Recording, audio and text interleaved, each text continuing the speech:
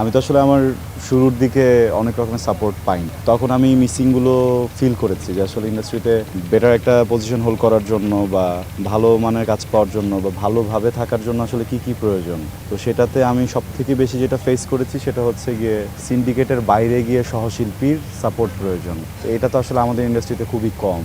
Even অনেকেই আসলে এখন পর্যন্ত ওই পরজীবী রয়ে গেছেন। তো যেটা হয়েছে যে ওই জায়গা থেকে আমি অ্যাটলিস্ট চেষ্টা করি নতুন কেউ আসলে যেন ওরা এই ধরনের ট্র্যাপে না পড়ে, সিন্ডিকেশনে না পড়ে। আমি আমার জায়গা থেকে ওদের সাথে কাজগুলো করে যাওয়ার চেষ্টা করি।